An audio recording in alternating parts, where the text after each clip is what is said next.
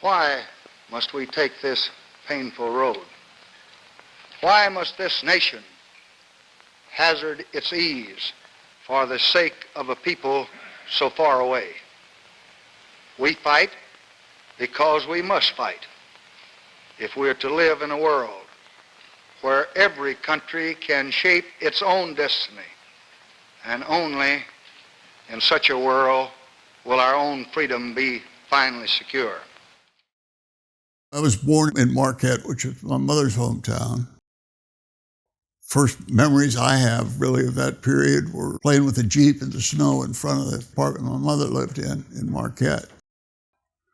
My father had met my mother at ski training, Fort McCoy, Wisconsin, and then they were married in Trinidad. The buildup for World War II was going on. We moved around in the train up before my father deployed to Italy in 1944. World War II came to an end. My father was part of the occupation force in Trieste with the 88th Division. And we joined him over there 2 years in Italy. When we came back into New York, my sister looked up and she saw the Statue of Liberty and she said, mira, la Statue de Libertad. I was in my senior year in college. I enlisted for OCS. I graduated from Mount St. Mary's in 1964, then reported in for basic on August 24th, 1964. Went through basic in AIT at Fort Gordon. After graduation from OCS, I went to Ranger School. In August of 66, I got orders to Vietnam, the 1st Infantry Division. Went to the field around the 23rd of August. On the 25th of August, we were up to our necks, VC Battalion, the Battle of Bong Triang. We were in the Phu Battalion, very good, well-trained. I had 21 at the start of the fight. A few hours later, I was down to 5. Company commander told me to take a trench line that was up on a hill not too far in front of us. And that was where I took the majority of my casualties. There were 3 of us moving forward. I had a rifleman in front of me, I had myself, and then behind me was my RTO. The rifleman got hit with about 25 pieces of fragmentation. My RTO got hit with 27 or 28. And I had one piece that went into my calf, and the rest just tore up my uniform. We got in the trench. My platoon sergeant and I started calling in mortar fire on the BC out in front of us. And I heard 2 shots at some point. I probably heard the bullets impact on Sergeant Anglem, and that caused me to look over there and hear the shots. They were with that kind of a delay. And he had been hit twice in the head. I lost my platoon sergeant at that point.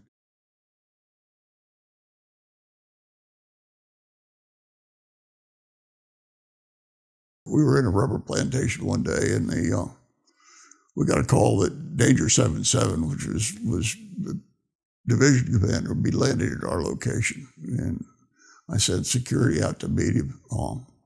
Before long, I looked up, and here came General Depew, followed by Alexander Haig, who was the G3 for the division at that point, and the two door gunners from the general's helicopter. And I think the division surgeon was also in there. But they came in, and then Depew went down to watch the convoy come through, and Haig sat and talked to me for a while. He said, "What do you want to do when you leave here, Jimmy?" And I said, "I'd like to either be a Cav platoon leader or work for General Depew if that's possible."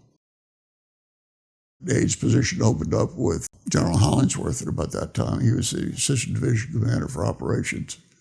An interesting job, a real contrast to field duty as a platoon leader, where you're leaving to division headquarters at night with the helicopter, go to the evening briefing, listen to the staff officers tell the general what's happened during the day. When I got back in at night, my job was to go to the staff officers, the division staff officers, and tell them anything that I had seen of significance during the day with in their particular areas of interest. In the helicopter, I operated 3 radios, constantly 3 FM radios. My job was to respond to whatever the general requested. At about 2 o'clock in the morning, the chief of staff just came in and kicked my bunk and said, "Get up, get the helicopter going." It was 8 o'clock before things settled down and we landed. The general said, look, he saw what's going on. He knew who he wanted to talk to on the ground to find out what's happening. He said, I want you to go take the door gunner and go check bodies, see what kind of information you could find out. And I don't know how many I looked at, but there was one kid that was up on the Vietnamese, was on the up against the side of a bomb crater. I reached under to turn him over, and whatever had hit him had just torn him up from top to bottom. There was another guy that had probably been hit 3 or 4 times in the head, had no skull structure. Just the face was there, and all sorts of variations of that. But we did get some interesting information from them and find out who they were. But that was probably the nastiest job that I ever had. And I remember years later, I'm back here in the Purple Heart, and there's a guy by the name of Bill Smith who was a platoon sergeant in a division that was next to my dad's in Italy. But I said, "What's the worst job you ever had?" And he said, "We were at the river crossing, was it the Po, I think, where they sent it was a Texas division across, and they had been chopped up." And he said, "We spent the day retrieving bodies out of the river." I worked for Hollingsworth until he left in June of 67. I was reassigned to Fort Dix, New Jersey, which was at that time had an AIT brigade. And I had a company for about a year and a half, and then got orders to go back to Vietnam. I had an RF group of 3 infantry companies that I was advising. It was in the base too, and I think we had an artillery battery, 155 self-propelled. I would have fought with them anywhere. They were good soldiers.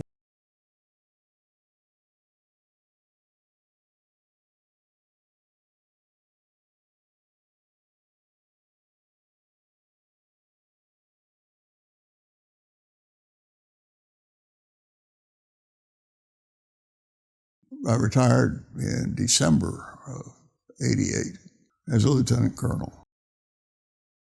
Got a job with the Department of Children and Families here in Florida, doing federal grants initially, and later contracts. And that kept me busy for about 20 years. When you join the Army, you become part of a team, and that's the essence is always the team building and working together. So you get pretty close with the people that you serve with. When you do end up in combat, you're fighting to keep each other alive, and that builds a bond that you just don't get anywhere else. The United States is a very prosperous nation. I think most of us that live here know that.